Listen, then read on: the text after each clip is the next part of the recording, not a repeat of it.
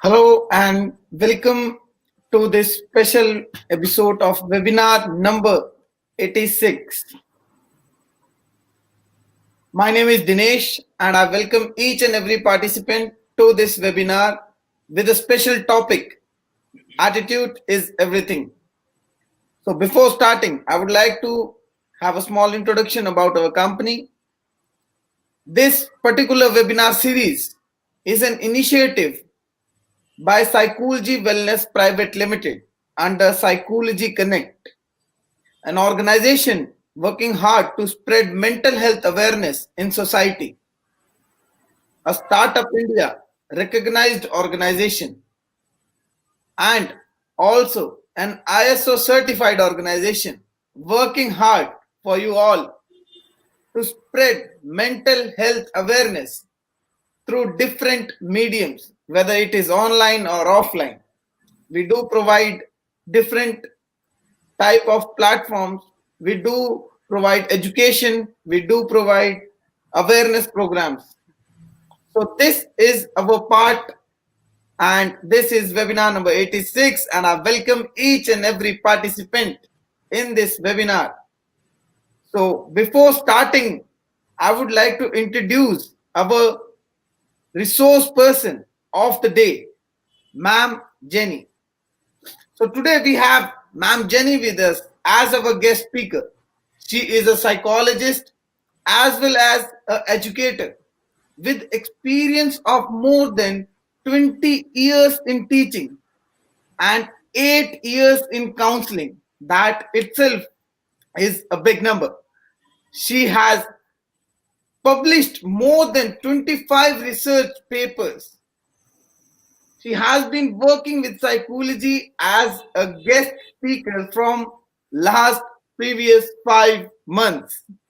And I thank you, ma'am, for being with us. And not only this, thank you, ma'am, for choosing our platform, for sparing knowledge and making people aware about mental health issues, because this is the need of the hour. And we do believe that the stigma related to mental health can be removed by only education and awareness. We provide awareness and educational programs to stop the stigma which is connected towards mental health. So we need to understand that physical health and mental health both are so much connected, and we need to focus on both, not only one. So without wasting any time, I heartily welcome you, ma'am, to this webinar series number 86, and topic is attitude is everything. And mic is all yours, ma'am. You can start. Thank you, Dinesh sir. Hi, welcome everybody present here to watch this webinar titled "Attitude is Everything." And first of all, let me wish you a very happy and prosperous New Year, 2021. And good evening to all. And I feel really excited, and it's my great pleasure to be here on this platform to speak fifth or sixth time, I think, through PsyCoolG organization. Because this young people, team of young people, is creating a wonderful work. Actually, it must be appreciated, their work, their hard work, for the purpose of spreading mental health awareness and to spread the knowledge about the science of psychology. They are really adhering their works and attitudes and everything. The 2 days back, I visited their website, and it was really a treat to my eyes. the number of webinars they have conducted so far. That is, I think this is the 86th one.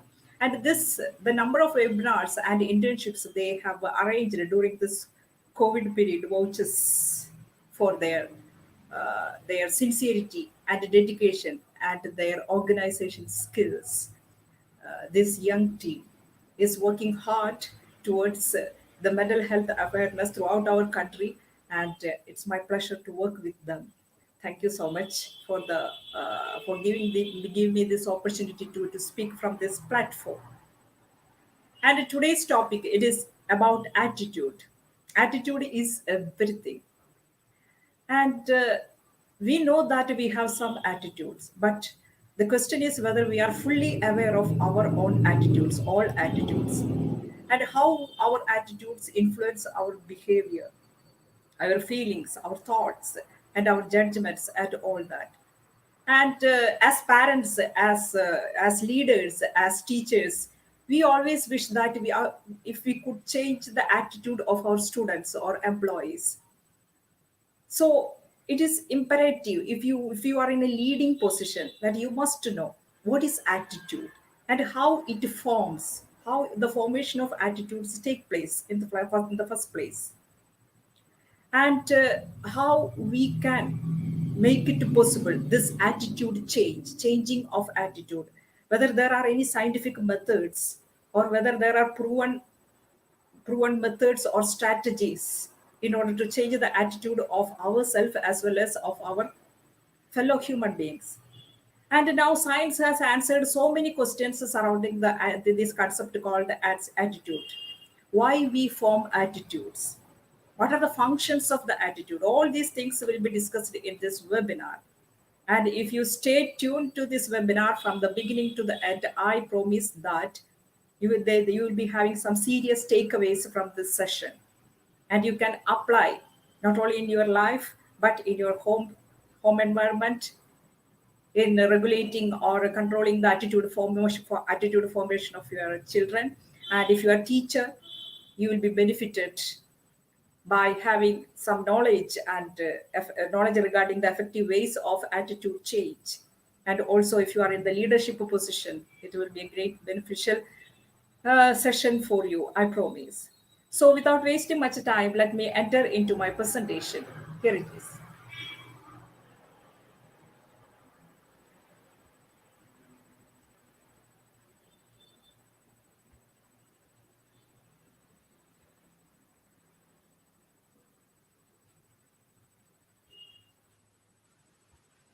You see, attitude. Let us think about what is attitude actually. What is it? What we call as attitude.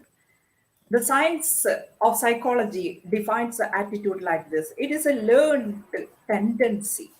It is a tendency, at the same time, this tendency we have picked up. It is a learned tendency to respond favorably or unfavorably, or positive or negative way towards an object, towards a person, towards a group.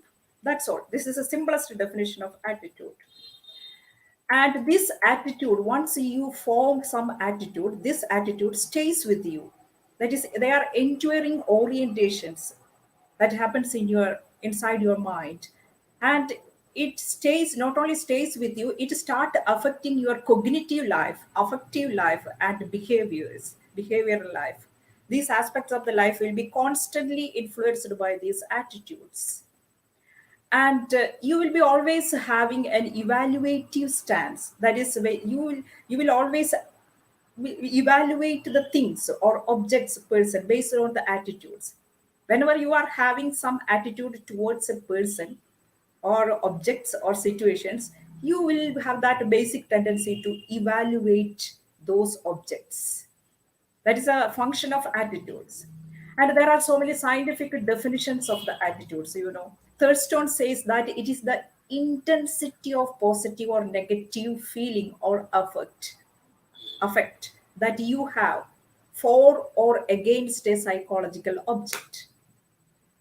And according to Eagley and Chaikin, they say that it is a psychological tendency with which you evaluate, as I mentioned earlier, in a favorable or unfavorable manner.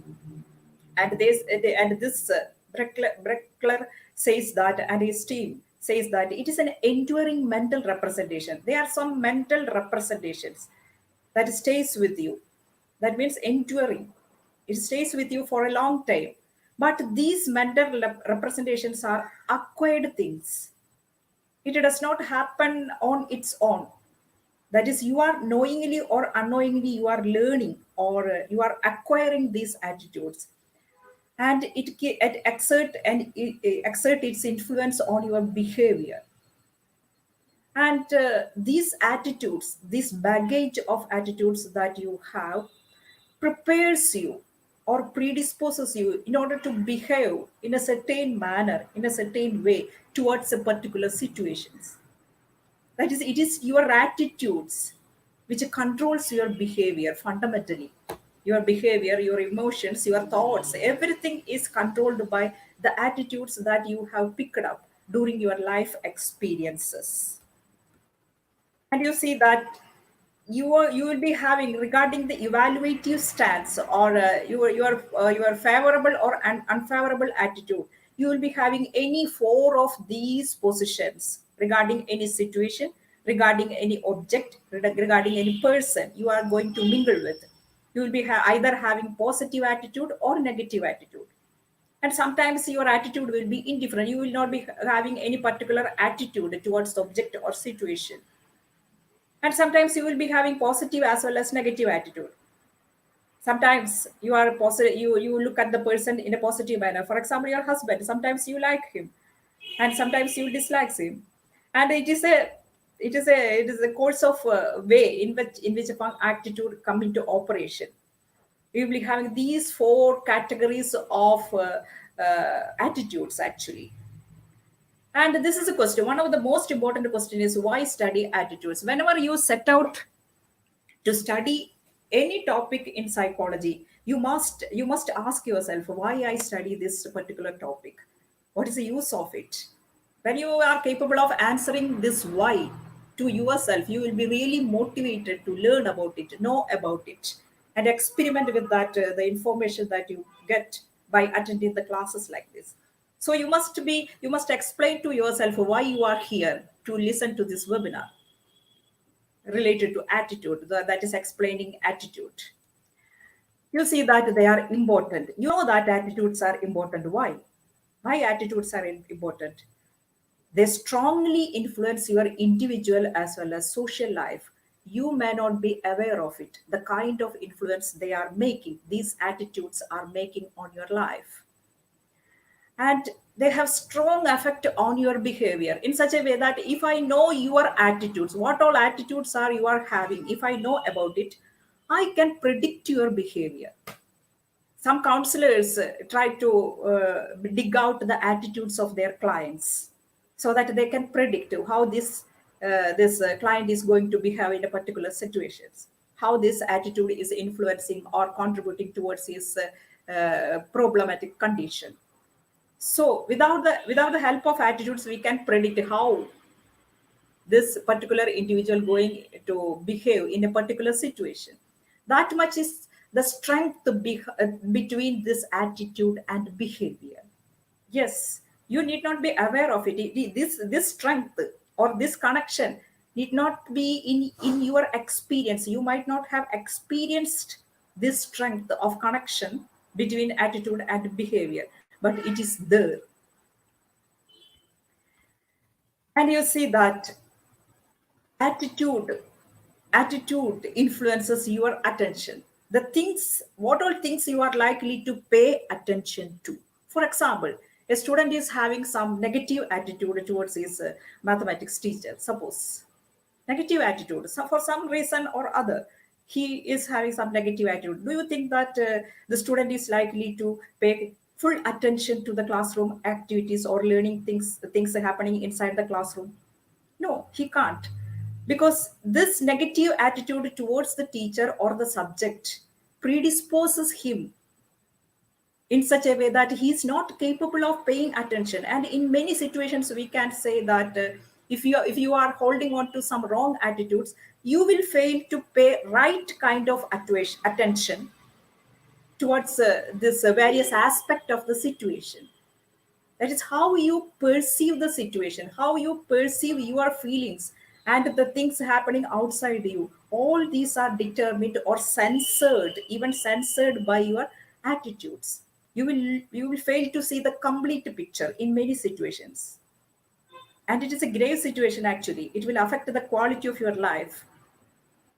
And this is another reason why we study attitudes, because judgments that you make in your life, whether it is about a person, whether it is about a situation, or whether it is about an abstract idea like politics, finance, whatever it may be, the judgments you make in your life, the decisions, some serious decision or major decisions that you take in your life, is influenced by your attitude. And also, you see that if you are holding on to some wrong attitude, these wrong attitudes and beliefs have the power to create a situation inside you which is pathological. For example, you might have heard about cognitive behavior therapy, and in cognitive behavior therapy they are speaking about cognitive distortions. They say that behavior therapist, cognitive science says that almost in all psychological ailments, including depression, anxiety, the patient or the client will be nurturing some cognitive distortions. These cognitive distortions are wrong attitudes, actually. And a wrong attitude is capable of derailing your psychological balance, actually. And you know that a slight change in the attitude of the person or the client is enough to make him well, or to cure his psychological distress. And you see that if you analyze the person suffering from this depressive disorders, if the client, if the counselor or the therapist is capable of giving some slight changes or some positive attitude, if the therapist is capable of installing some positive attitude inside the client, inside the mind of the client, what happens is that there will be huge change in his situation. It has been proven that. And you see that your quality of relationship and your well-being, entire well-being of your life is dependent upon your attitudes. It is a fact. So we may think that attitude is a little thing, but it makes a great difference. A single attitude can interfere with the joy of your life, happiness, and well being of your life, actually. And you know, what about success in your life, whether it is in your relationship, whether it is success in academics, whether it is in success in career, whatever it may be. We know one thing, that success is possible with the help of some process. Only if we are capable or willing to pick up some skills. We have to learn some skills that is necessary to reach at the success, and we have to go through some learning process in order to pick up these skills, and we have to amass information and knowledge, and journey towards the success is tailored in such a way that there will be some failures and setbacks, all that. And in this journey, what helps fundamentally, what helps is your attitude towards the skills that you have to master, your attitude towards the process of learning, your attitude towards the knowledge acquisition and information gathering. All these based on the attitude. If you are having the positive attitude towards the process leading to the success, then only you can succeed in any area of the life, whether it is in your relationship, whether it is in your academics, whatever it may be. So everything is sitting on the on your attitude, your possibility of success. That is, attitude is the ticket to success. Without a positive frame of mind, you cannot reach your goal. It matters. And you see that some attitudes, if you are holding on to some attitudes, if I am having some negative attitude towards a group of people who belong to some other religion, for example, I am having a negative attitude or prejudices, I'm nurturing this inside me. What happens is that it will constrict or limit my life experiences. That is, I will avoid such peoples, or I will not go to the functions or events in which these people are involved, and I will not be able to describe or interpret their activities in a positive manner, and I will miss so many opportunities in my life in order to expand my own capabilities, you know. Yes, prevent us. It is some attitudes. We are, if we are holding on to some what we say that not so constructive attitudes, it will prevent us from realizing our own potentials and our own possibilities. That is, attitudes have the power to limit your perception, and it will restrict your social life just because of some attitudes. Yes. And some wrong attitude, these are the list of some wrong attitudes. Perfectionism. Some people think that if they are not perfect in their actions, they are likely to be considered as less intellectual or less productive, and they must be perfect. But perfectionism, it is a kind of self abuse. Actually, it is a wrong attitude. If you are a perfectionist, you are nurturing a wrong attitude, and your life and your well-being and joy, your ability to enjoy life will be drained due to this attitude of perfect. And fanatics, they think that other religions are wrong, only my religion is right. And students, some students harbor some wrong attitude towards learning. There are so many students who believe that this learning is for passing the examination. So they need not have any some regular learning habits. They think that they need to learn only 2 or 3 weeks before, just before the examination. This is a kind of wrong attitude that students are having towards the process called learning, and we cannot expect any individual having this kind of attitude, or any student having this kind of attitude to excel in their academics. And some people believe that in the relationship, while they are keeping, yeah, they are in a relationship, there should not be any conflict between the persons involved in relationship. It will impair the quality of the relationship. They firmly believe so regarding the relationship, quality of relationship. But it is wrong. There will be conflicts, and there will be difference in opinions while you are in a relation, whether it is a marital relationship, or in a love relationship, whatever it may be, whatever kind of relationship that you are in. There will be difference in opinions, or conflicts will be there. But the success of the relation, quality of the relation, depends upon how you manage the differences, how capable you are for it. So, wrong attitude about the quality of the relation can derail your well-being and your happiness of life, happiness and joy. Some prejudices and superstitions occur in the form of wrong attitudes. And if you take any of your attitude, you can see that attitudes are not just a statement, mere statement, or evaluative statements. Actually, psychology wanted to explain this attitude in terms of components. Several components are included in attitude. There will be emotional component will be there. That is, it will be very strong or very weak, or it will be positive or negative. And there will be cognitive component. That is, you will be having clear statement regarding your attitude. And if you this attitude, whenever you are having that attitude, you will have that tendency to act upon it, act on your attitude. That is, your attitude you take out whenever it is possible. This is a behavioral component of your attitude. I will explain it with the example. Look, ice cream is good. This is my cognitive attitude about the ice cream. Ice cream is good. This is a statement. Ice cream is a good. And when I say that I like ice cream, this is the emotional component of my attitude, actually. And I'm going to eat an ice cream, or I am eating an ice cream, means this is a behavioral component of attitude towards the ice cream. And you see another example, you see this person, this individual is having some resentment, or he's not comfortable with his working place, and he is having some difficulty with his boss. And he says that my pay is low, my supervisor is unfair. This is a cognitive component of his attitude. This he is having some negative attitude towards the authority of the institution. And this saying, that is my the reason is inherent in it. My pay is low and my supervisor is unfair.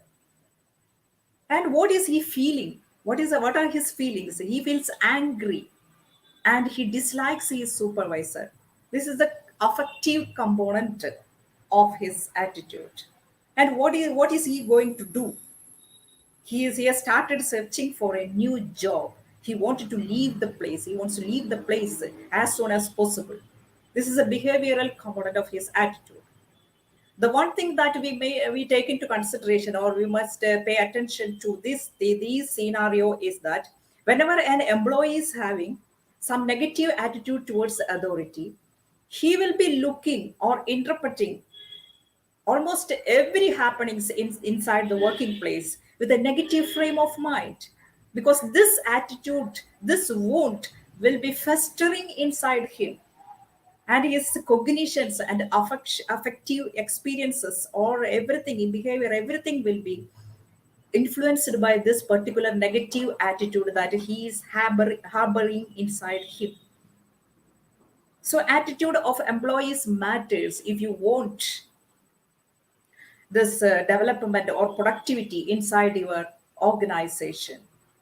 That is because this attitudes prepares you or predisposes you in order to behave, in order to what we say that respond or act or react towards a particular situation. So it is very much important when you are in a leading position, whether you are a parent, whether you are a teacher, and whether you are a leader in an organization, what is the attitude of your subordinates, what is the attitude of your students, it matters a lot if you want to see the things happening in a right manner around you.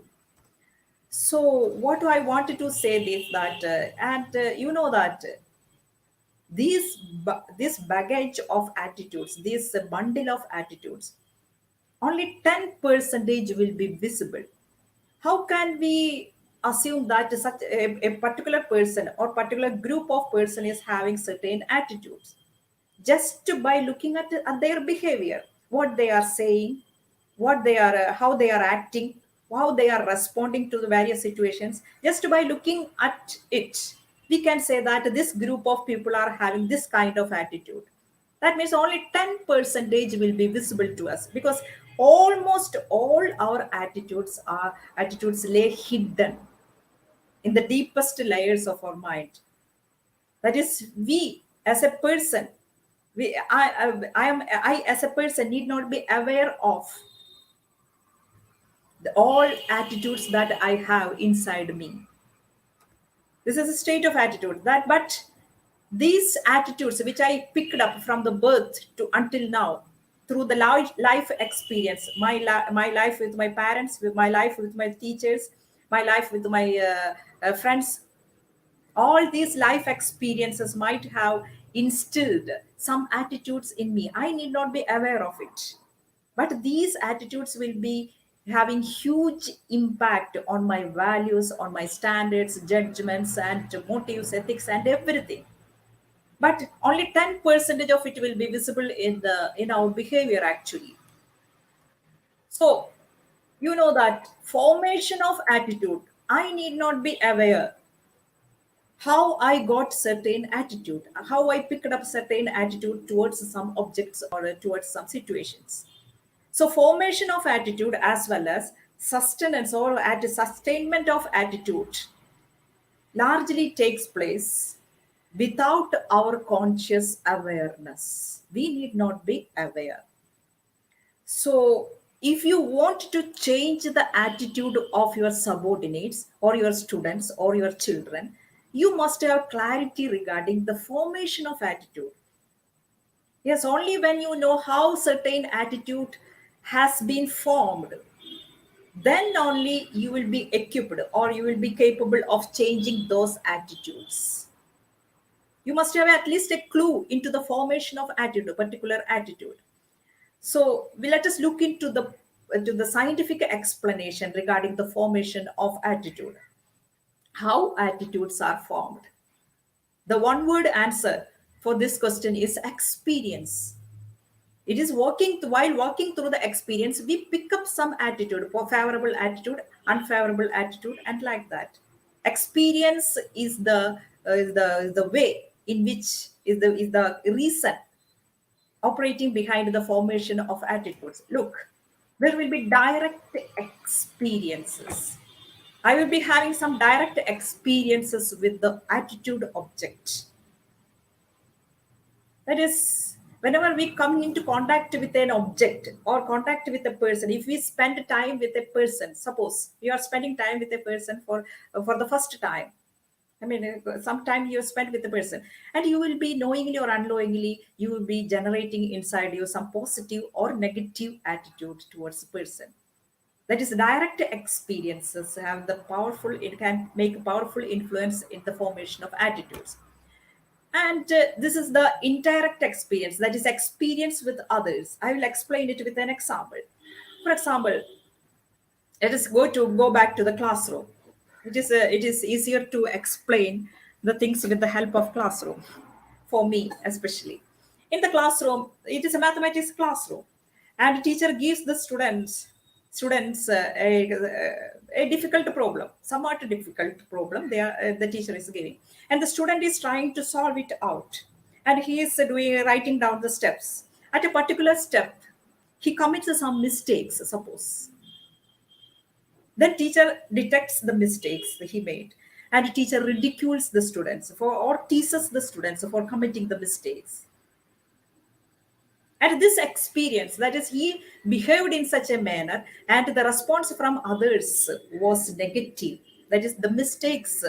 He gets some attitude inside. Some attitude gets planted in his mind, in the student's mind, that committing mistakes is a sign of weakness.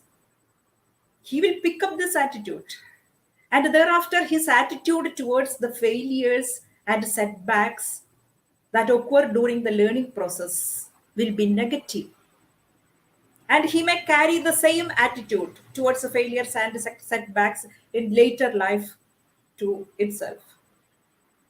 That is, experiences, when we engage in some behavior, what how others respond to that behavior, others respond to that behavior matters a lot in the formation of attitude.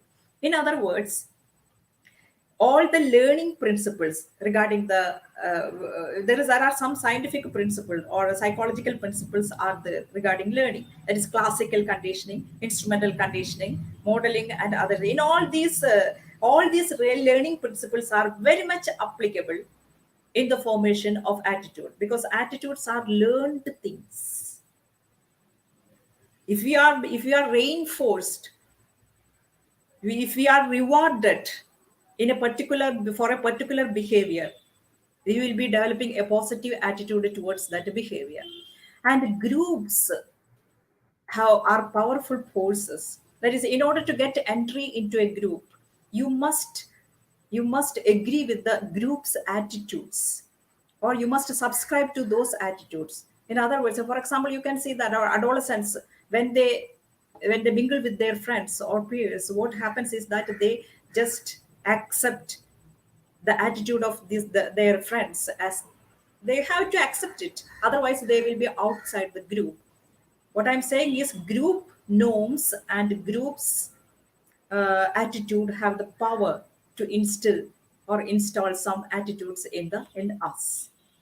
And you see that conditioning, the reward, when we feel joy and happiness while spending with a person, we are likely to develop some kind of positive attitude towards that person. And same is the case with the activities and socialization. These people, that is parents, teachers, coaches, and role models, have the power to install certain attitudes in our mind, and we are helpless in this manner. And familiarity, though the more time we spend with some person or object, suppose that we are spending too much time with a person or situation, whatever it may be, we are likely to develop some positive attitude. That is, familiarity breeds some positive attitude towards the thing or towards the object. And also you see that culture is a force. that influences our attitude formation. We are helpless, but we just form attitudes which is very much compatible with our cultural standards and norms. And the parents have a great influence in the formation of attitude, but the influence of the parents largely wanes as the children, or as your children start thinking for themselves. When they reach adolescence, they learn to think in an independent manner. So influence of the parents reduces in the attitude formation. And you see that whatever be the mode of attitude formation, whatever be the with the factors operating behind the attitude formation of attitude takes place almost in an automatic fashion. You need not be aware about the formation process. And now the next question is why we form attitude. Attitude serves some functions, actually. Why? This helps us in many ways. This bundle of attitudes that we carry within ourselves. The first one is knowledge function. That is, if we are having some previous attitude, or we are already having some attitude towards an object or situation, we can make use of these attitudes in order to interpret the situation, in order to behave, in order to make decisions in that particular situation. That is, we need not to spend some cognitive energy in order to understand the situation, or in order to make some serious decisions in the situation. That is knowledge function. This is one of the functions that why we form attitudes. And you see that there is a self expression function. Whenever we are having some attitude, it is easier to express ourselves. If you are a teacher, you will be having some attitudes. You would have formed some attitudes regarding your profession, or and your professional life in general. And whenever you are speaking with some audience, it will be easier for to express yourself holding on to those attitudes. And also you see that there is a self-esteem function. For example, an individual is having this attitude that we must be very much generous or altruistic towards our fellow human beings, and he will be making some contribution towards this orphanages, and he will be indulging in some social work also. The purpose is the underlying function of this attitude, this moral standard or moral value, is that it is enhancing his self-esteem. Actually, it might be so. In all cases, it need not be so. But some attitude that we hold on to serve it towards our self-esteem. It enhances our self-esteem. And also it is a ego defensive function is there. Some people declare that their attitude openly. For example, in my working place, there is a guy. He declared to everyone that he will not be attending phone calls, because he don't want to communicate anybody through phone. He needs face to face communication. So anybody, if we call him, he will not attend his phone will be there. So it saves him. When he declared openly this attitude of him towards this mobile usage, when he declared about it, what happens is that he has been saved from being interpreted in a wrong manner by his colleagues, actually.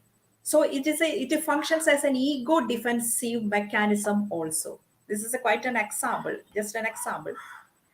And impression and motivation function. Some attitudes that we hold on to helps us to motivate ourselves and impress others sometimes. For example, I have this attitude towards hard working. That is, without hard work, we cannot attain anything.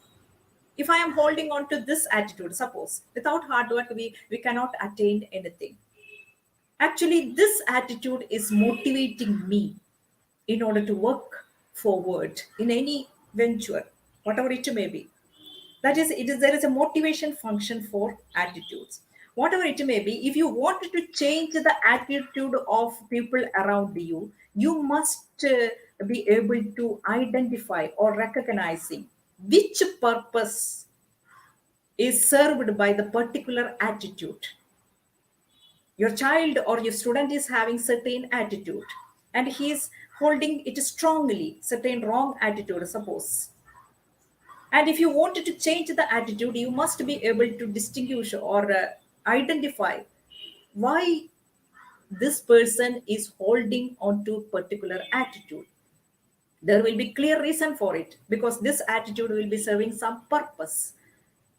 Either it will be helping him to maintain his psychological balance, either it will be helping him to avoid his responsibilities, and like that so many answers you can identify. Anyway, the next question is this: what is the possibility or surety or certainty of the link between attitude and behavior? Is that true that your attitude always will result or influence your behavior? Irrespective of your circumstance, will your attitude always get translated into behavior? Is there any certainty that your attitude, you will always take out your attitude and express it in your behavior? This is the next question regarding the attitude. And there is a lot of theory and research to answer this question, that is attitude behavior link. You will be taking in all you will be taking into consideration all the aspects of the situation. For example, I am having and for example, I'm having a negative attitude. I hate my boss. I'm having a negative attitude towards the boss for some reason. But Monday morning when I land in my working place, my boss is standing at the door and he is gently smiling at me. I had to smile back, no? Yes, I will smile back, though I am having some resentment or bitterness inside me towards him. I will be smiling back because I am taking into consideration the situational factors. Otherwise, I am likely to lose my job if he came to know that I hate him. So you take into consider the situational constraints. You would need not to take out your attitude all on a sudden and act upon it always.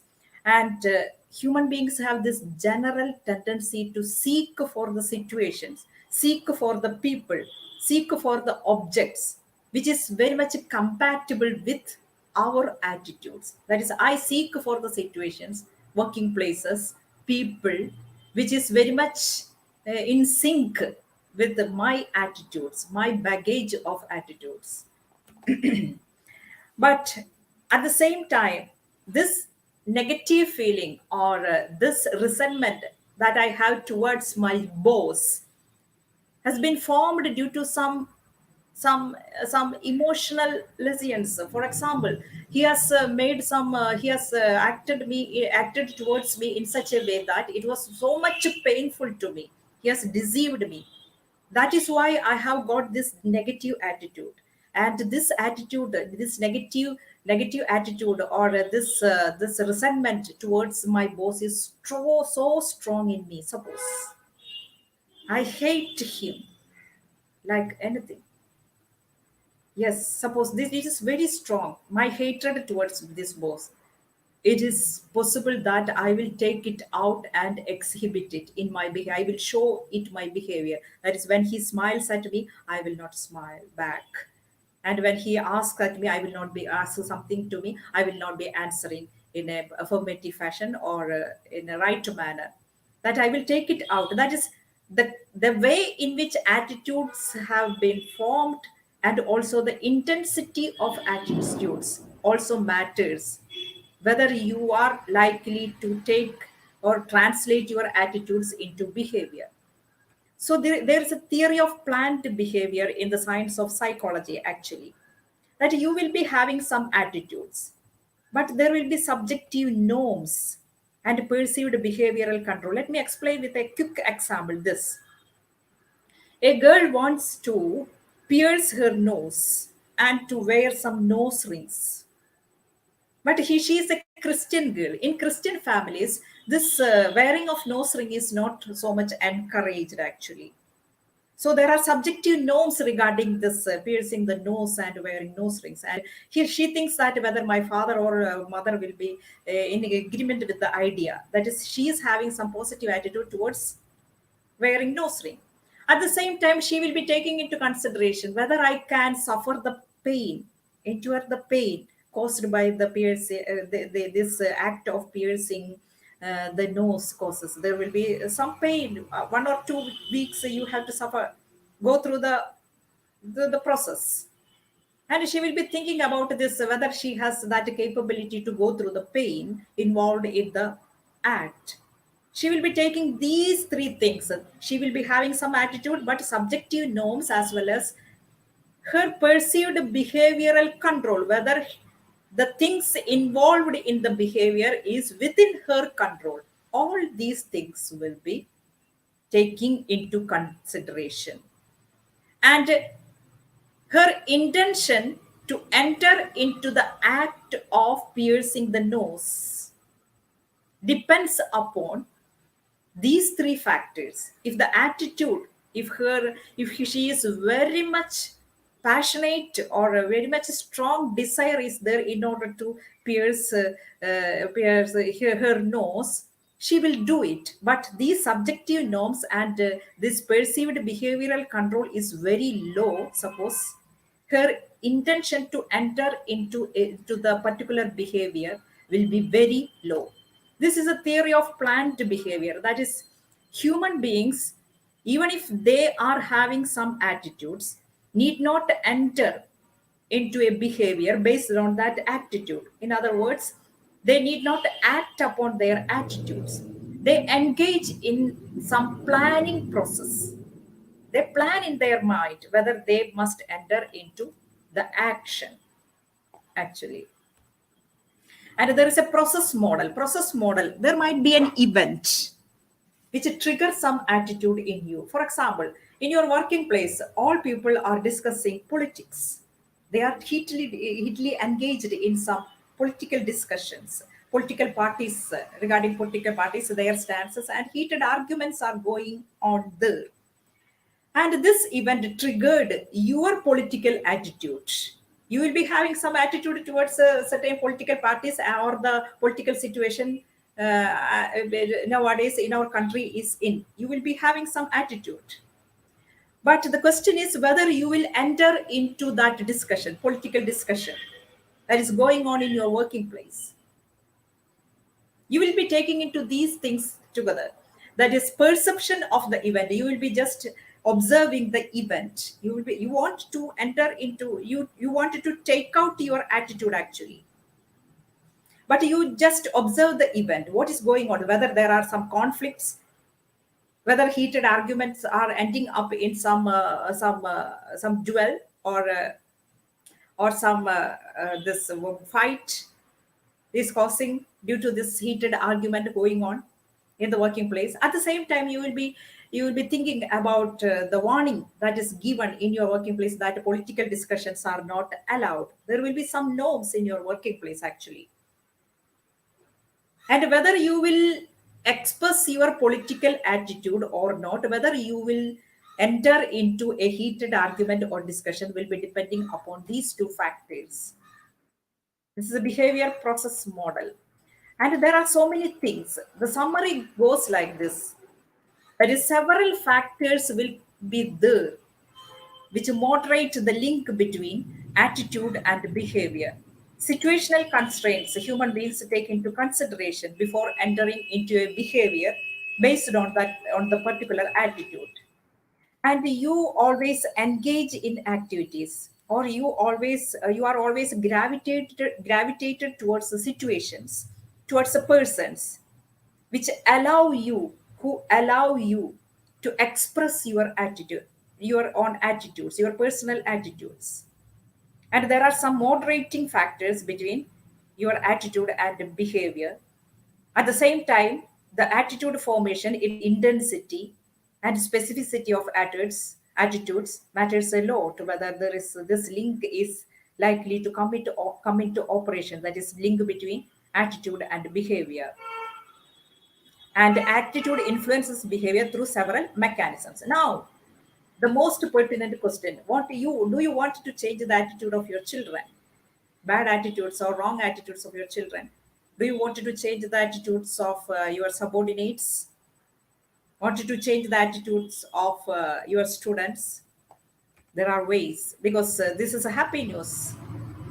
This is from William James, father of psychology. That is, the greatest discovery of my generation is that human beings can alter his life.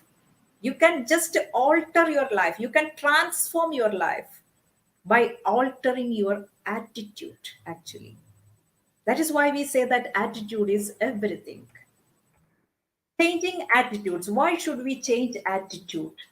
Because we cannot navigate through this life without having some positive attitude inside us. Because life is peppered with so many misfortunes and so many losses, so many, what we say, dejective or depressive incidents. So many unfortunate happenings will be there in life. Unacceptable things will be life. But in order to navigate through this life successfully and to enjoy the well-being, you must be a person capable of taking out your potential, to create some positive attitudes inside you. Otherwise, you can't live, because life is like that. Ups and downs of life, you can beat it. The stress and strains of your life, you can beat it only with the help of some positive attitudes. So it is very important that you must know the ways to change attitudes of yourself as well as your fellow human beings. And science says that there are two effective ways, scientifically proven ways to change attitude. One is persuasive communication, the other is cognitive dissonance. These are the most effective methods.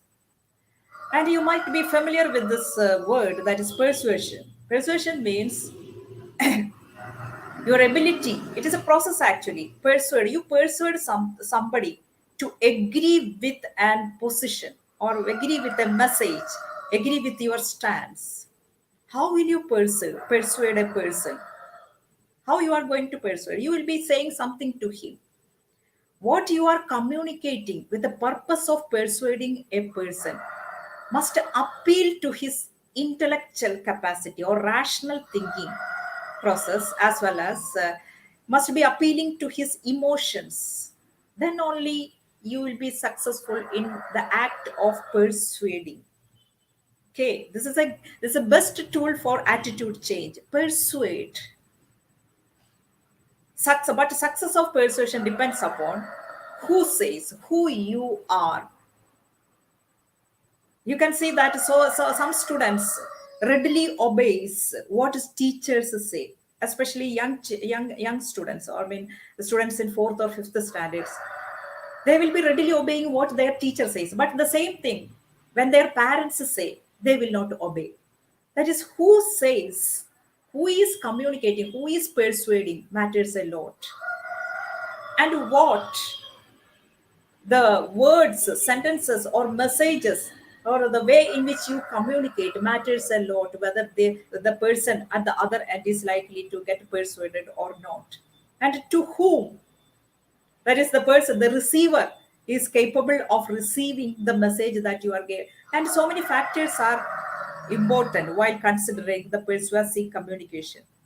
So let us go deep into this the mechanism behind this persuasive communication. That is, in a persuasive communication, you can see that there are three components or three things are involved. The first one is persuader. It might be a teacher, it might be a friend, it might be a leader, or it may be motivational speaker, might be persuader. And he will be giving some message or information. And there will be a person or group of person at the receiving end of this message or communication. So, regarding these things, success of persuasive communication depends upon the characteristics of these three things or these three aspects, that is, the persuader, the message, and the receiver. Regarding the persuader, status of the persuader. matters a lot. That is who is saying. While Amitabh Bachchan and what is Shah Rukh Khan is giving some message, it will be important to the receiver.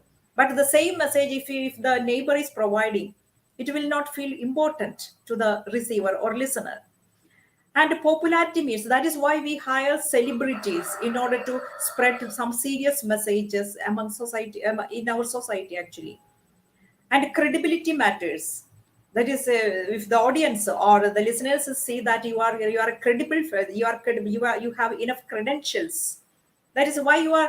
If there's some people are listening to me now because they know that I'm credible, because I have some degree in psychology, and they think that whatever I am saying that they can believe. That credibility element of credibility is there.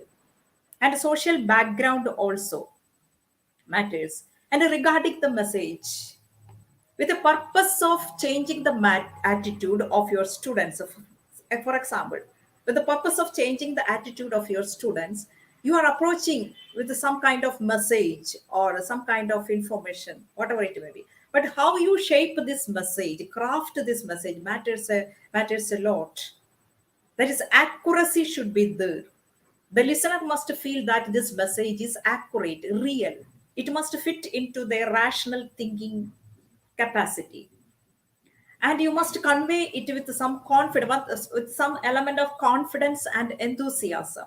And clarity should be there. Listener should not feel some ambiguity in the message. And it must be appealing to their intellectual capacity. It must fit into their logical thinking. Not only that, your message must be capable of making some reverberations in the emotional realm of the listener.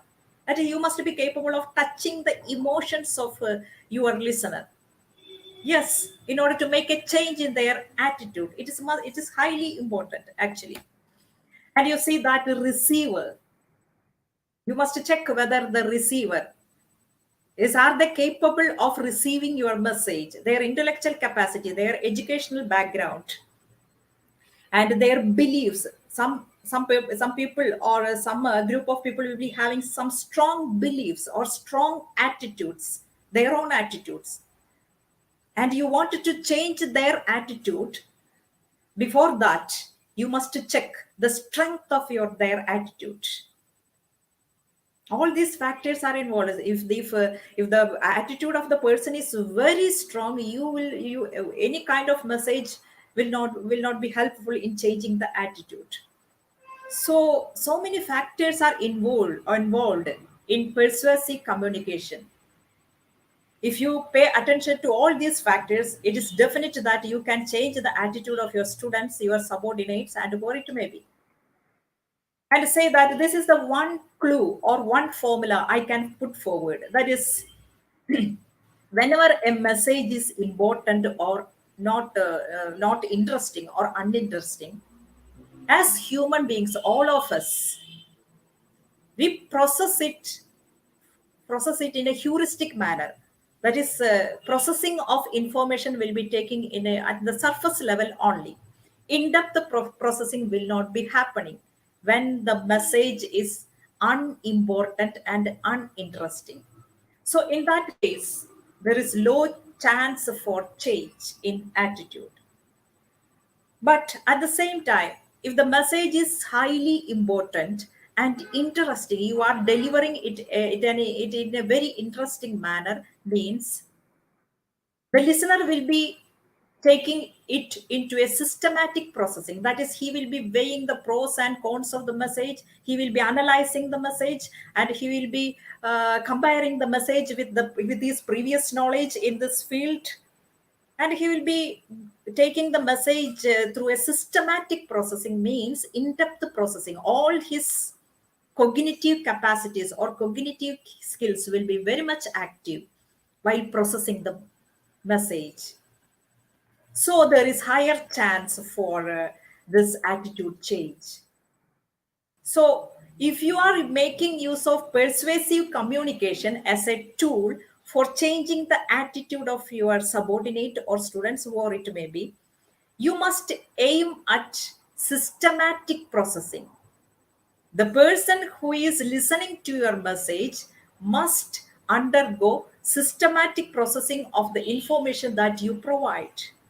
That is a point.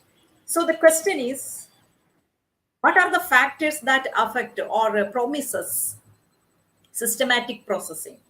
These are the factors. If your message is accurate, there is even enough evidence for the accuracy, there is scientific support for your message, the listener will take it into a systematic processing. And if your message is impressive, that is, it touches the emotions of the listener, and he is just shaken by your message, he will take it into a systematic processing. And if your message contains some element of fear, suppose, for example, this personalities in the motor vehicle department, while they are spreading message about the road safety, they conduct they conduct these training classes with the help of messages or information which includes some fear element. They will be exhibiting the data of this accidents that took place, road accidents that took place, and they will be showing some accident scenes to the audience. That is, they wanted to create some element of fear in the audience, so that they will process the message seriously. Systematic processing will be there.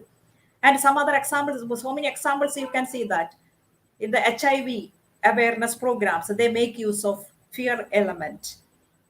So the listener will be in a defensive mode. So in that mode, they process the information. Otherwise, when the message is uninteresting and not so motivated, not so capable of motivating the listener, means they are not going to process the information or message properly. And the next effective tool is cognitive dissonance. You see that the final tool, I will say, we are coming to the end of this presentation. Cognitive dissonance means, as human beings,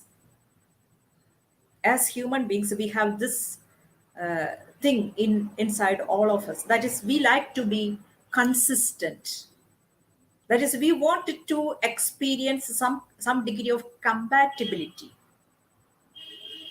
between what we do and what we feel, between what we do and what we believe. That is, we want to experience some sort of balance among our feelings, thoughts, attitudes, and our behavior, and all that.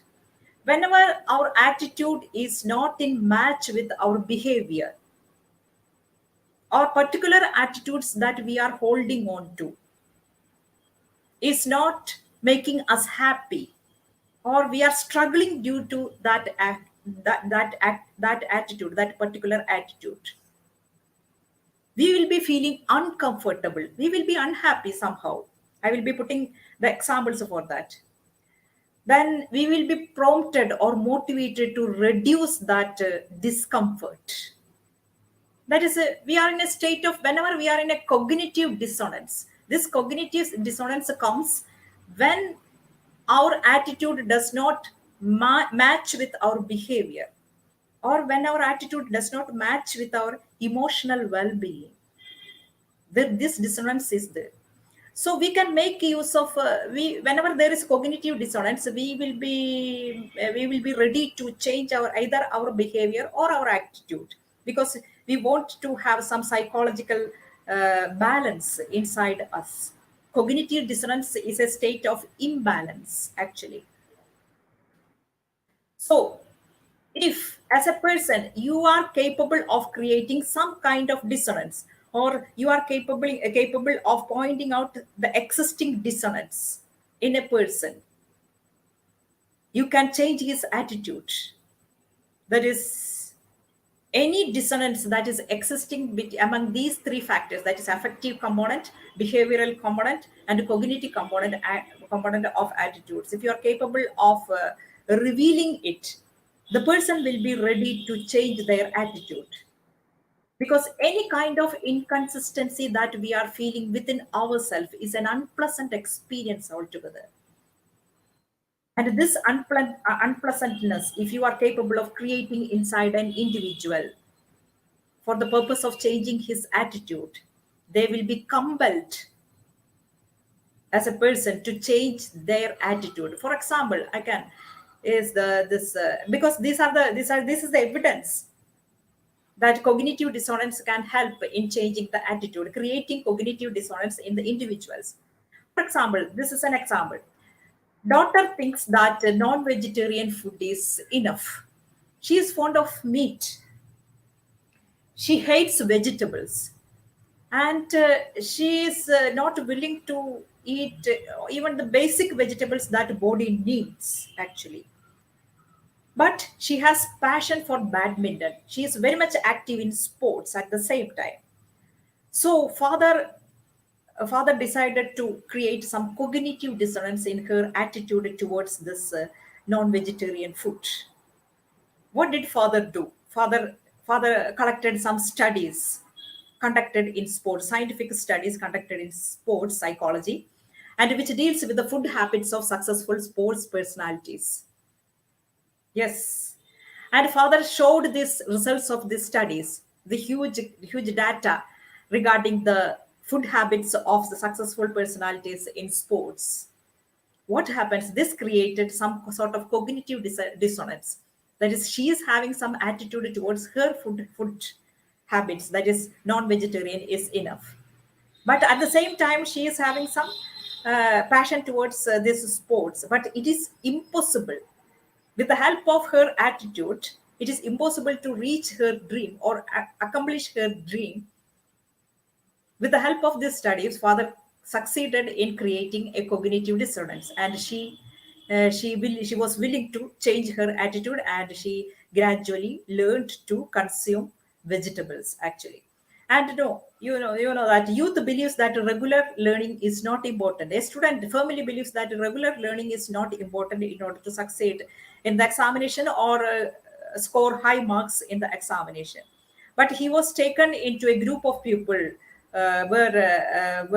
which included people who scored high, or rank holders, included rank holders. And he was made to sit in that group and interview with those people who come out successfully. And these people who were rank holders, they related to this student about their study habits, and that was enough to beat his assumption or wrong attitude regarding regular learning study habit. A man is religious and married. He is religious and he supports the what we call this moral values and ethics, and he's married. And but after some time, somehow he fell in love with his colleague in his office. Means that there came up some kind of dissonance. And how he resolved this dissonance or discomfort, not through the divorce, don't think like that.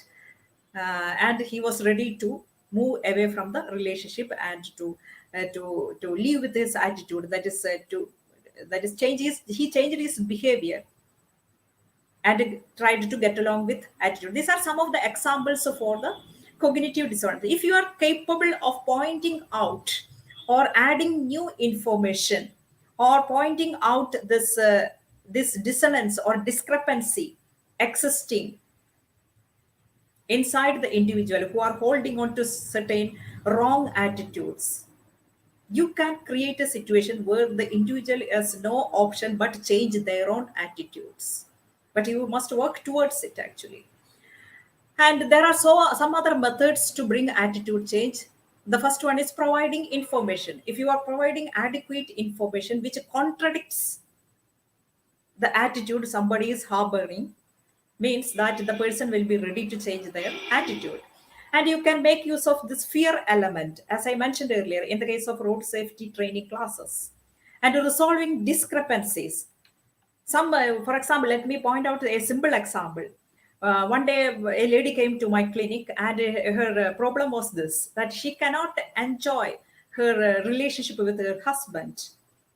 That is, she is 6 months into her marriage, And I asked the details of her problem, and I couldn't figure out what is going wrong, because everything is nice happening. Everything is nice. The husband is good, father-in-law, mother-in-law, a good family, and financial situation. It is okay. And what is wrong? What I could detect was that the reason was a wrong attitude that this girl was holding on to. She thought that she had this attitude that she is not free to express her opinions or his own viewpoints openly, especially those viewpoints which contradicts the husband's viewpoints, because she feared that it will impair the quality of relationship. Yes, this was her attitude regarding the relationship.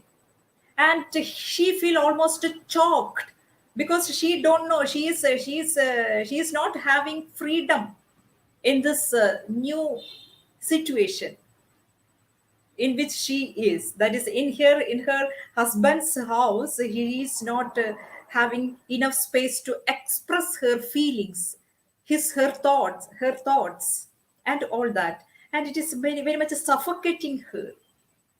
So what she lacks is conflict management skills. How to this difference in opinions, difference in viewpoints must be managed. She does not know anything about it. I had to give her some lessons in this regard. Anyway, she came out successfully. Now she is happy, almost happy, and getting along with her newly married life. That is, resolving discrepancies can can change attitude.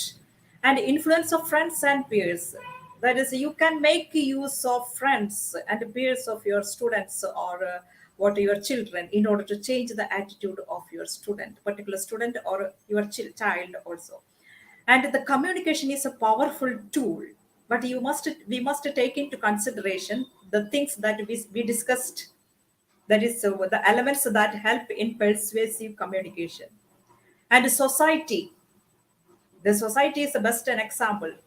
Or if the society, so many members of the society is subscribing it some attitudes or some viewpoints, means that this person particular person will be compelled to change his own attitudes. That is, in a group, 8 people are subscribing to certain attitude or viewpoints, the ninth person will be compelled to subscribe or get along with that attitude or accept that attitude.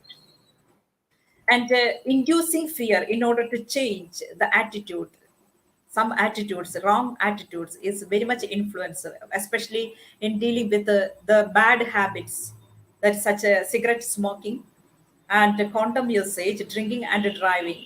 We make use of fear element in order to change the attitude.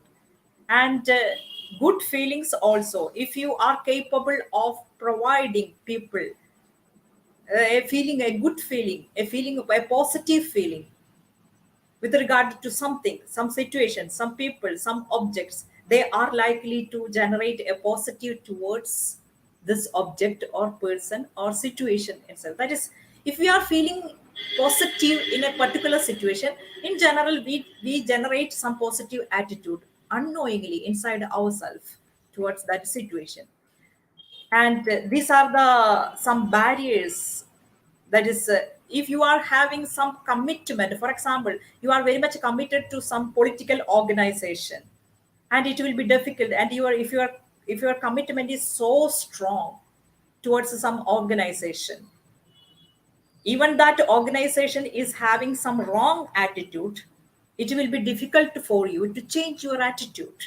That is, commitment works as a barrier to change your attitude. And publicly expressed attitudes are difficult to change. Suppose I have expressed publicly that I'm a feminist, and I have written articles on it, I have conducted speeches on it, feminism. And one morning I wanted to change myself, suppose, and or some other friends wanted to change me, it will be difficult, because I have already made a public image of myself. Then it will be nearly impossible to change that attitude. and low credibility is there. That is regarding the attitudinal change, or the person who is approaching you is not credible. The attitude change will not be possible. And the information that you give, that you are asking a person to change his particular attitude, but the information that you give is not adequate or complete, or there is no clarity regarding the information that you give to the person in order to change his attitude, that means it becomes barrier. And insufficient information and a degree of fear also, because a positive attitude is important. As I mentioned, if you wanted to navigate through this life in a proper manner, in a healthy manner, you must be capable of generating some positive attitude, that you can see that the whole world, if it is the way, it is a positive attitude. With a positive attitude, you wake up in the morning with a positive attitude, means that you will look at the world as the entire world is a garden. And you see that only if you have some positive attitude in you, there will be some positive thinking, constructive thinking, creative thinking, expectation of success, optimism, motivation to accomplish your goal, being inspired. There is a list of things given here. That's all these things are, are all these things matters a lot in determining your success in life, your well-being, your mental health. All these things are determined by this, that is expectation of success, optimism, motivation to accomplish your goal. All these things are possible only if you have some positive frame of mind. And developing positive attitude, these are the ways for it. Choose to be happy. Happiness is the way. And look at the bright side of life in order to have some positive attitude. Choose to be and stay optimistic always. Make optimism a habit of your life. Find reasons to smile more often. Have faith in yourself, in power of the universe, and contemplate upon the futility of negative thinking. Negative thinking is always a redundancy. What we say, that it is not needed actually, because there is always silver line somewhere waiting for us. Associate yourself with happy people. Read inspiring stories. Read inspiring quotes. Repeat affirmations. Visualize only what you want to happen. Don't visualize what you do not want to happen. And these little things, learn to master your thoughts, have control of your thoughts, practice mindfulness, learn concentration and meditation. These little things will help you a lot in generating a positive frame of mind, and will help you to look at life with a positive attitude. You know that this is the difference between a good day and a bad day. The only difference is your attitude. How you look at your day determines how you are going to experience it in a positive or negative manner. And you see that a bad attitude, if you are having some destructive attitude, not so constructive attitude, it is like a flat tire. You can't go anywhere till you change it. You will be there. You can't move ahead in your life. In any area of your life, you will not be capable of moving ahead if you are having some bad attitude. And I repeat, attitude is everything. Thank you so much for being here to listen to this webinar. Thank you.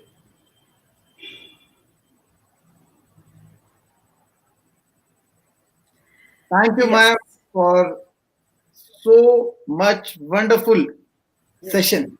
And this was the session which actually changed my view also towards attitude. Oh, And yes, yeah, thank you. and the conclusion, the topic name itself is attitude is everything, and the conclusion is also the same. Attitude is really everything, and we need to change it, and we need to develop a habit towards positive attitude.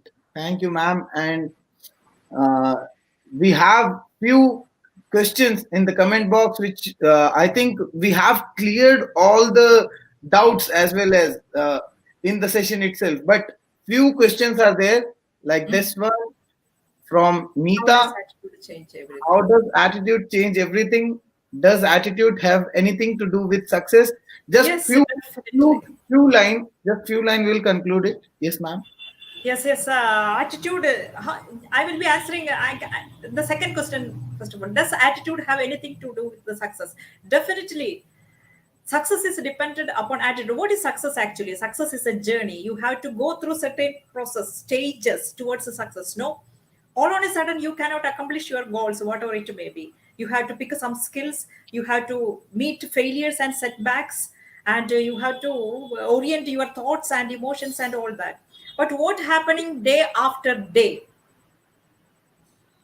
What happening day after day, and how it is likely to influence your onward course towards a success depends upon how you view those things. That is, if you are viewing, for example, if you are viewing the failure or setbacks happening in the success journey with a positive frame of mind. For example, in order to amass a skill, in order to learn something, you must spend some time, you must invest some effort, and you must practice hard work. Mentality of Yeah. hard, and it is somewhat painful. But you, if you have this positive attitude, that is, it is good, it is going to help me in the long run, and you are approaching each stage of success with a positive frame of mind, it is essential to reach at your goal. Mhm. So what is it is as attitude is the basis of success. Only if it is there you can acquire everything that is needed for Thank you, accomplishing ma'am. your goal, reaching your goal. That is what I Thank might say. you. Thank you, ma'am. Thank you for Yes, answering the yes, question so quickly. And we do and have a lot of comments yes, which, okay, excellent presentation. Thank you, ma'am, for, yes, yes, okay. So I think the audience liked the session very much. And with this, we will be concluding the session. And yes. thank you, ma'am, for such a wonderful session. Thank you. And Yes, I yes, really appreciate how like you are connected with psychology and how you are giving a part to this particular organization in yes, spreading awareness, because without awareness we cannot remove the stigma, as I said before. And yes, thank you, ma'am. I really thank you for being there. I thank each and every participant for joining this webinar, and I hope you like the session. And if you all like the session, just hit the like button down the video and do share this video with all the educational groups and your informative groups, so that they can also get aware about this attitude is everything. yes, yes, Thank you, ma'am, for being yes, there with psychology. yes. We will meet up again in our next webinar. Thank you for joining. Thank you. Thank you, Thank you ma'am. so much. Yes. So, if you have not subscribed to our channel yet, you can subscribe to our channel and you can hit the bell icon for regular updates. Thank you for joining this session. Thank you.